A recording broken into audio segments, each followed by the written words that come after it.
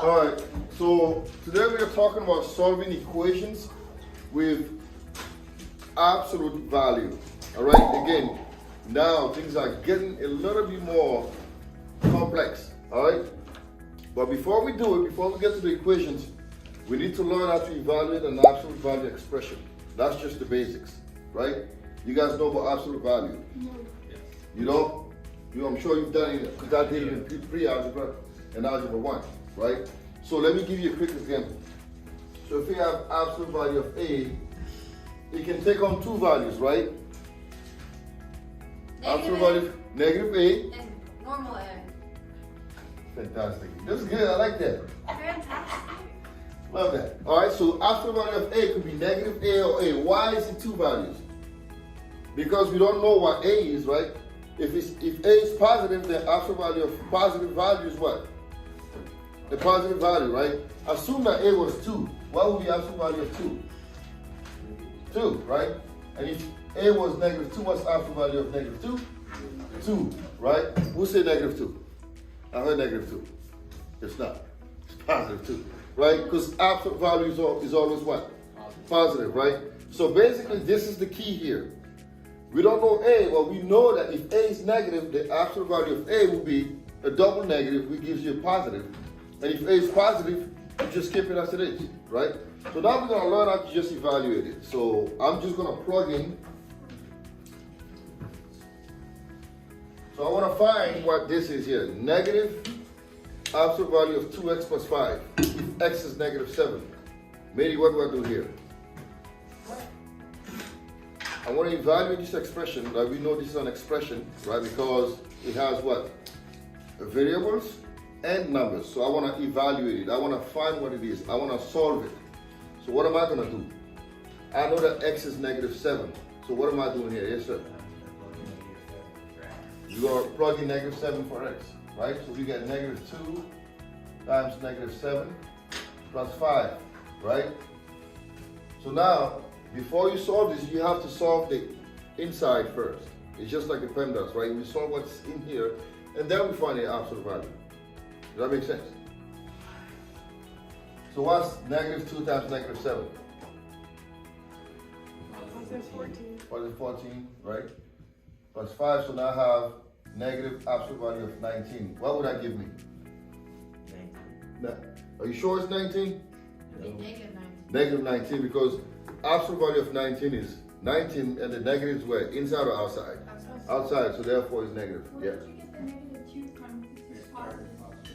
Yeah, it started positive. Oh, it's positive. Oh, plus 5. No, that's not a. That was not like a mistake. That's just I don't call. Not a miscalculation. I just thought it was negative 2. So that That's don't a count. mistake. No, that don't count. You would take off on a test if I did that. Oh. No, I wouldn't. I'll tell you, just pay attention. Could have got a different answer. Yeah, all right. That's fine. All right, so negative 14 plus 5, which is positive 9. All right, so it's negative absolute value of 9, and that gives you what? Negative 9. Negative 9, thank you. Right, negative 9. All right, so this is just the basics.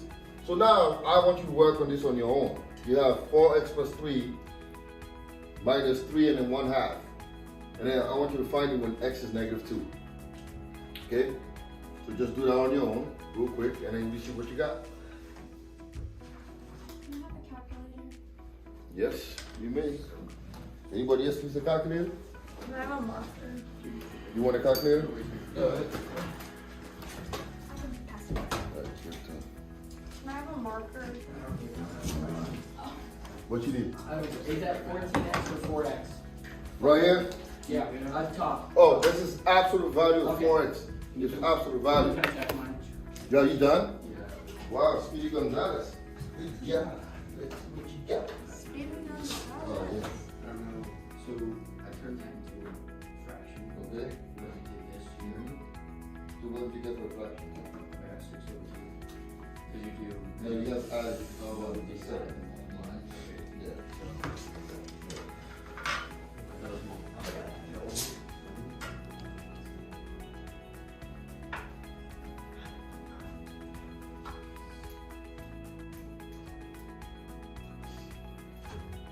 Anybody done? Not yet? Yes, sir? All right. See.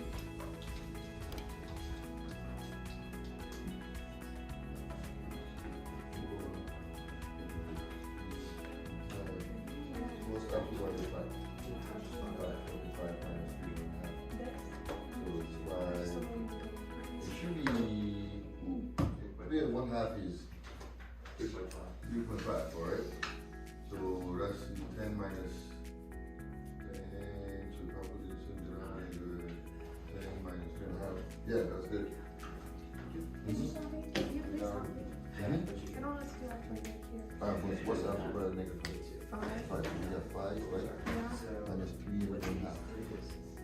So then just do that. You do that now. 3 and 1/2, you can turn this into an improper fraction, right? Yeah. So that means 7 over 2. 7 over 2 is 5. And then I have to find the same denominator. Oh, this is Times then what? 2? sugar. Yeah, right? Yeah. And 10 minus 7 is what? 10 minus. Okay. 3/2. Yep. I think you're using the green. Hey, you see, Wait, what? yep, so good. I can try to teach you a couple of Did you different. Good. Wait, how do you use it? 3/2. You No, it's multiply 1.5. the bottom with that, which would be 6, and then add the But top this is number. 5. Yeah. After value of negative 5 is 5. And then apparently we want to find a common denominator, so we put 2 How do and you get 4 multiply. times negative 2? Then some Negative forgot. 8 plus 3 is I negative know. 5. Right? Here you go, wait. So negative 8 plus 3. Oh, that's a 3. Yeah. Okay, I Did you do it? Mine needs help. Mine needs help. Alright, so let's do it over here. Right? So I'm going to replace x by negative 2. So we got 4 times negative 2 plus 3 minus 3 and 1/2. Right? 4 times negative 2 is negative 8. And then negative 8 plus 3 is negative 5. So we get absolute value of negative 5. That's 3 and 1/2. Right? Absolute value of negative 5 is 5.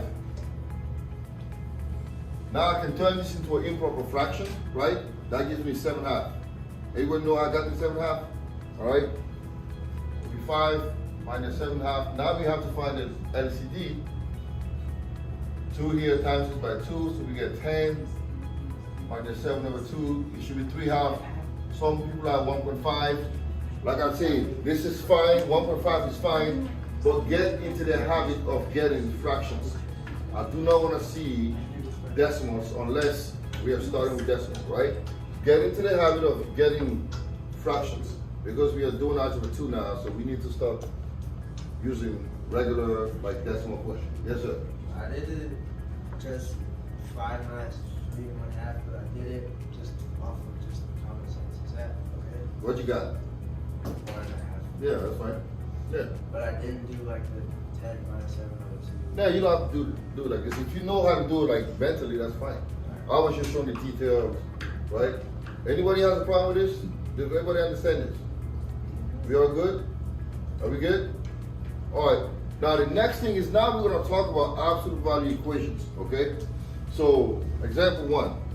A standard adult tennis racket has about 100 inches square head, right? So if you have a tennis racket, it looks like this, right? You want to breathe or whatever. I don't play that much tennis, but this is the head. So the standard head is about 100 inches square. That's what this is telling us. Square inches, right? Area, right? Yeah, area. Plus or minus 20 inches square. So that means it varies.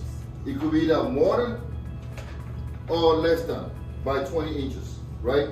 So basically, they want us to write and solve an absolute value equation to determine the least and greatest possible sizes for the head of this racket. Now here's the thing. We need to know what the middle size is, right?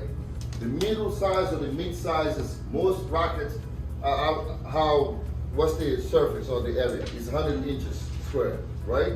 They can either be 20 more or 20 less. Does that make sense? Okay? They can be either 20 less or 20 more. Now, common sense would say the average racket is between 80 and 120 inches, right? That's what common sense says because it's either less than 20, less than 100 by 20 inches square or more than 100 by 20 inches square. Does that make sense? Now, how do you change this into the absolute value equation? This is what we are learning how to do here, okay? So, now the X here stands for the least or greatest size. We don't know what it is. We don't know, so this is why we call it X. C is called the central value, right? This is how you build an absolute value equation. And R is the range.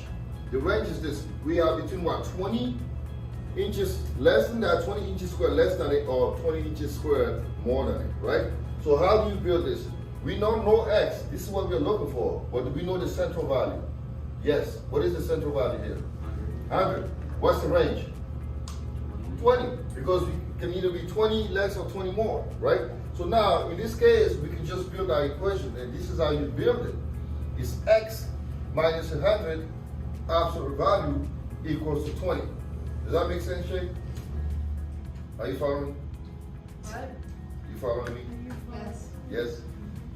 All right. So now, how do I solve this? Remember what you told me earlier? When I have this, how do I solve this now? How would I solve this, Shay? What? How would I solve this? You plug the 20 to the X. No, we don't plug the 20 into the X. Plug the 80 to the X. We have to split this just like you split it the first time. Remember what you told me earlier? If I have absolute value of A, X equals to A, then X could be what? Negative A, or X could be what? A, right? Remember what you told me earlier? So we're going to use the same principle here. If I have absolute value of X minus 100 equals to 20, I can split it into two, right? It's either going to be X minus 100 equals what? 20, or X minus 100 equals negative 20. Okay? And then we solve for X from here. Any questions on that? Everybody get it? Any questions? Okay, and now we can solve it. So basically the range, so a tennis racket, a standard could be between what, 80 square inches and 120 square inches. Does that make sense? You shake it, no? You didn't get it? I don't get any of that. Huh? I didn't get any of that. Which one? All of it. All right, so did you understand what I'm asking here? No. Yes or no? Yeah. All right, so basically you have a tennis racket, right? Have you played tennis before? Have you seen a racket before? Yeah. All right, so the tennis racket looks like this, and this is called the head of the racket, right? This is the head of the racket. So now, the problem tells us that this head has about 100 square inches of the surface. This is the surface of it, is 100 square inches wide, right? This is the surface. Now, they're also telling us this is plus or minus 20 inches squared, which means it can be either 100 plus 20 inches square or 100 minus 20 inches squared. Does that make sense? Now, they want us to write and solve an absolute value equation to determine the least and greatest possible sizes for the head of this racket. All right? So now here's what we know.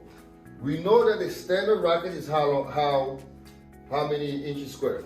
About 100. Are we good? Now they're telling us this is the middle size, right? It can be either 20 inches square longer or 20 inches square less than that. Does that make sense? Right? So if you were to really use just common sense to solve this, this least size would be what? 80 inches square, because this is 100 minus 20, and the greatest size would be 100 plus 20, which is 120 inches square. Are we good on that? Now, the question is, that's not what they want us to do. They want us to transform this into an absolute value problem. Okay? And now the absolute value, this is the standard formula for the absolute value. So it's always, when it comes to this type of problem, X minus C equals to R. Now, what is all this? C is called the central value. Your central value, which is this here. All right, Matt, are you seeing this? Now, the range is how far can you get away from the central value? In this case, it's either 20 inches more or 20 inches less, right? And then this is telling us if you get away from the central value, 20 inches here or 20 inches down, what would be the value of your racket? And this is what we don't know, X, and that's what we're looking for. Now, does that make more sense?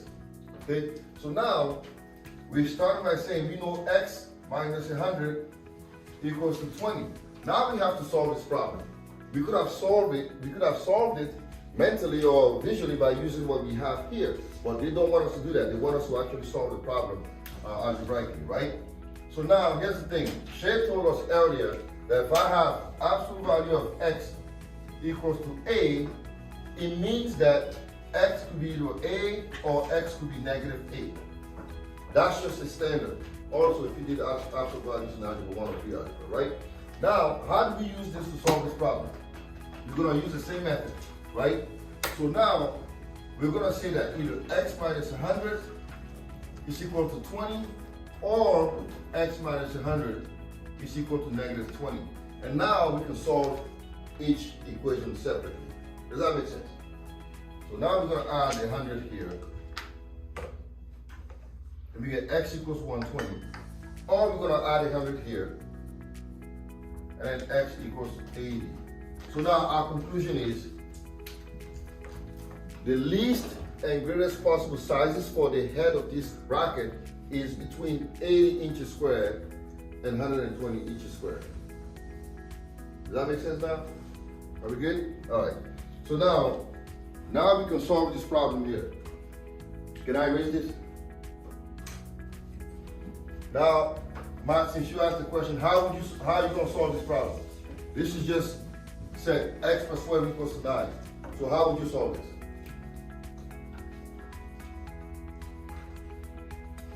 Just subtract 12. Before we subtract, what do we do first?